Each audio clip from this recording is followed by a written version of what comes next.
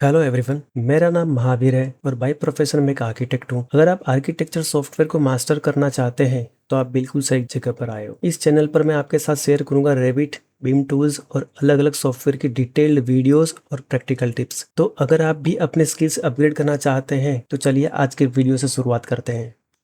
Hello friends, Revit में family बनाने के लिए हम पहले ये समझेंगे कि फैमिली होती क्या है। रेविट में आप जितनी भी चीज़ें देखते हो व्यू पोर्ट के अंदर, जैसे कि वॉल कैटेगरी हो गई, विंडो हो गई, डोर वगैरह हो गई, ये सारी की सारी फैमिलीज है सारी की सारी। जैसे कि हम ऑटोकैड वगैरह में हम देखते हैं कि भाई के सारे फर्नीचर्स वगैरह को हम ब्लॉक में बना कर रखते हैं ताकि उसको हम बार बार यूज़ कर सकें, जो भी हमारे 2D फर्नीचर्स वगैरह होते हैं। वैसे ही रेविट के अंदर हम उसे एक तरह से सिंपल सी लैंग्वेज में उसको फैमिली बोलते हैं। रेविट में बहुत टाइप की फैमिलीज वगैरह होती है। अब वो चाहे तो सिंगल लाइन की भी फैमिली हो सकती है, 2D फैमिली हो सकती है, 3D फैमिली हो सकती है। अगर आपने कोई डायमेंशंस वगैरह लगाए वो भी एक तरह की फैमिली है। आपने कुछ कोई ज्योमेट्री वगैरह बनाई वो भी एक तरह से फैमिली है। इवन आपको अगर कोई सीट्स वगैरह बना रखी है वो भी सारी की सारी फैमिली है। डिस्प्ले में आपको जो दिख रहा है वो सारा का सारा फैमिली वाला पार्ट है। अभी हमें एक सिंपल सी स्टडी डेस्क बनानी है तो उसको हम फर्नीचर वाली कैटेगरी के अंदर बनाएंगे उसको, उस फैमिली को। तो आप मैंने भी रेविट 26 ओपन कर लिया है। इसके अंदर जो हमारा होम स्क्रीन है इसके ऊपर है आपको फैमिलीज में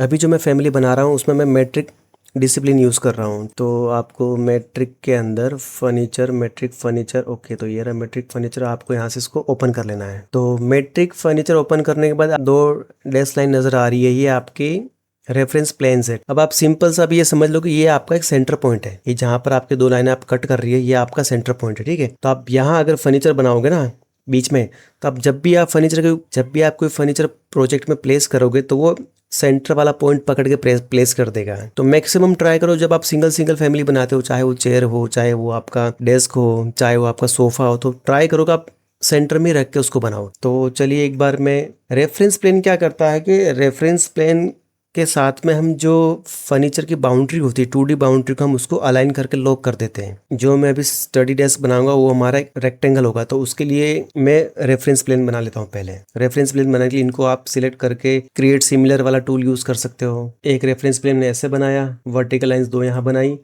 हॉरिजॉन्टल लाइन 2 यहाँ मैंने बना दी। ये रेफरेंस प्लेन जो होते हैं एक तरह से 3D होते हैं। ये हमारा सेंटर वाला रेफरेंस प्लेन है। ये हमारा सेंटर वाला रेफरेंस प्लेन है। और ये जो मैं अभी बना रहा हूँ ये प्लेन के अंदर बना रहा हूँ, ना कि कोई एलिवेशन वगैरह। तो प्लेन में तो हमारा जो स्टडी डेस्क हो उसका टॉप वाला व्यू नज़र आएगा। तो टॉप वाला व्यू बनाने के लिए सबसे पहले मैं एक रेक्टेंगल क्रिएट करूंगा। जैसे कि आपने स्केचअप में कभी आपने एक्सट्रूजन करके कोई ज्योमेट्री बनाई हो, इसमें भी कुछ वैसा ही होता है। रेफरेंस प्लेन बनाने के बाद में मैं इनमें डिमेंशंस लगाऊंगा। तो डिमेंशंस के लिए आपको एनोटेट के अंदर अलाइन वाला डिमेंशन यूज़ करना है। तो मैं एक बार सारे डायमेंशंस लगा लेता हूँ। अब मैं इनको इक्वल कर दूंगा।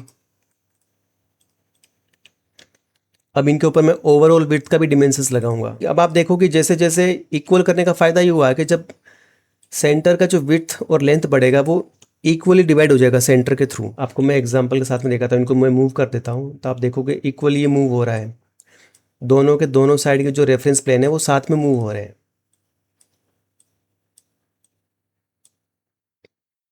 जैसे जैसे मूव हो रहे हैं वैसे वैसे ये डायमेंशन भी चेंज हो रहा है। अब हम इसके अंदर एक्सट्रूजन टूल यूज करके एक रेक्टेंगल बनाते हैं और इस रेक्टेंगल को मैं यहाँ से अलाइन करके लॉक कर देता हूँ। ये आप एक्सट्रूजन से बाहर आके भी कर सकते हो, पर मैं इसको अंदर ही लॉक कर देता हूँ। अब आपको ओके क्लिक कर देना है।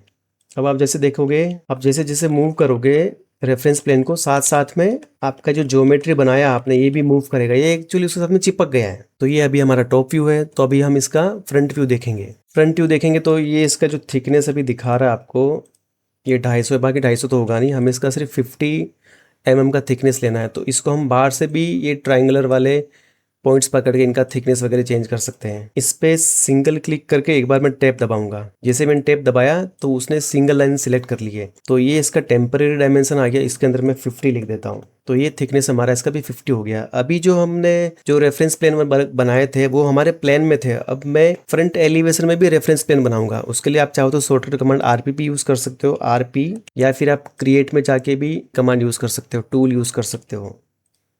तो अभी मैं क्या करूंगा, इसको मैं लॉक कर दूंगा, इसका टॉप व्यू, टेबल का टॉप व्यू रेफरेंस प्लेन से मैं लॉक कर दूंगा, अलाइन करके ए एल टूल यूज़ करके मैंने लॉक कर दिया। अभी मैं थिकनेस के लिए एक रेफरेंस प्लेन और बनाऊंगा, तो मैं इसको भी सिंपल कॉपी पेस्ट ही कर देता हूँ, सीसी टूल यूज़ करके। सीसी कमांड है इसका शॉर्टकट, यहाँ से इसको मैंने लॉक कर दिया। अब आप देखोगे, आप जैसे जैसे मूव कर रहे हो वैसे वैसे इसका ज्योमेट्री का थिकनेस भी चेंज हो रहा है। ये जो रेफरेंस प्लेन है हमारा ज़ीरो, मतलब एक तरह से जब आप इसको फ्लोर पे रखोगे तो ये लेवल वहाँ पर ज़ीरो रहेगा। अब आप जो भी बना रहे हो इसको ऊपर ऊपर है, लेवल ज़ीरो के ऊपर जो कुछ भी बनाओगे वो सारा आर्किटेक्चरल प्रोजेक्ट में फ्लोर के ऊपर प्लेस होगा। एक बार के जो हमारा रेफरेंस प्लेन है इसको मैं नाम देता हूँ table top. Table top.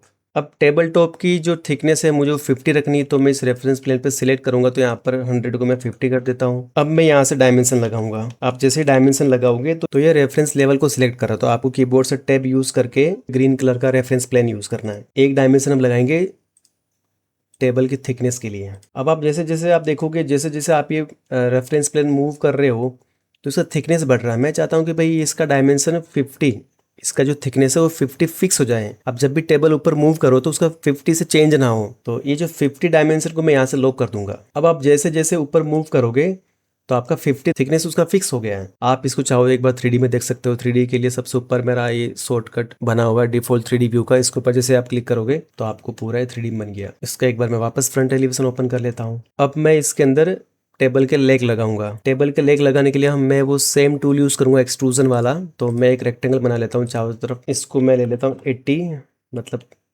3 inch के आसपास। इसको भी मैं 80 ले लेता हूँ। कोई भी ज्योमेट्री की बाउंड्री उसके रेफरेंस प्लेन के साथ में आपको लॉक करना है, ना कि कोई दूसरी ज्योमेट्री के लाइन के साथ में। तो मैं यहाँ से इसको रेफरेंस प्लेन के साथ में लॉक कर देता हूँ।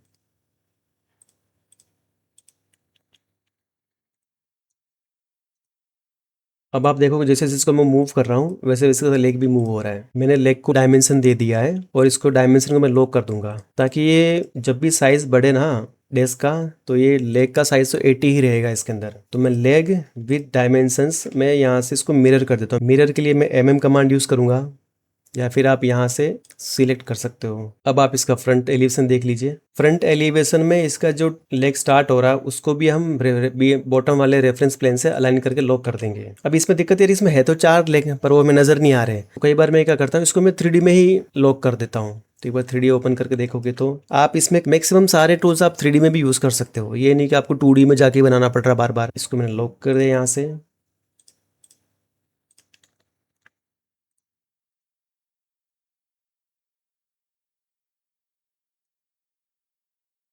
एक बार मैं वापस फ्रंट खोल लेता हूँ और इनके जो बेड बॉटम के लेग है, लेग के बॉटम को भी मैं रेफरेंस प्लेन से लॉक कर देता हूँ। थोड़ा इसको मैं बड़ा कर देता हूँ।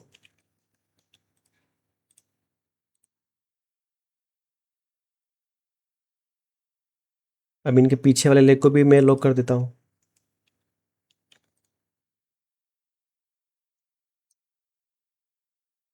इसका जो टैब कमांड है रेविट का, बहुत बढ़िया कमांड है इसका। अब आप इसको एक बार 3D में देख लीजिए।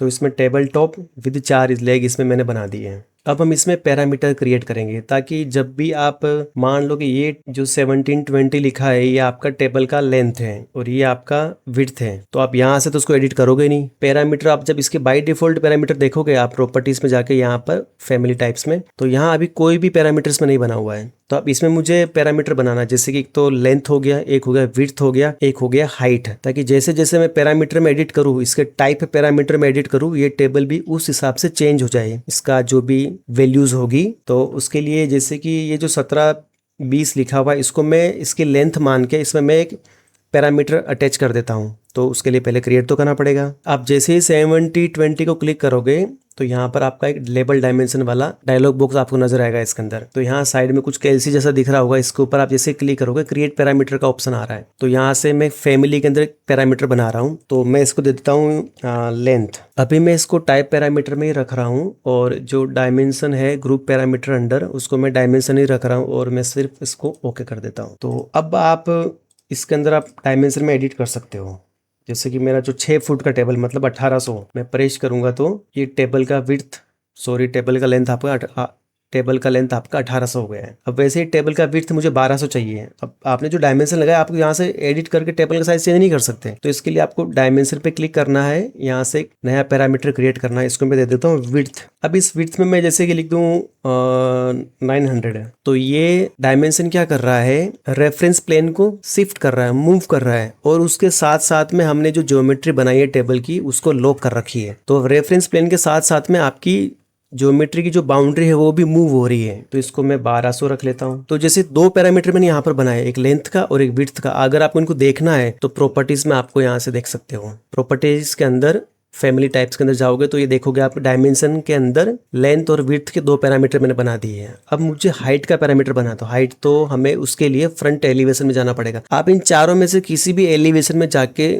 हाइट का पैरामीटर बना सकते हो, पर मैं जनरली फ्रंट ही यूज करता हूँ। तो इसको मैं क्रिएट पैरामीटर पर क्लिक करके इसको मैं दे देता हूँ हाइट।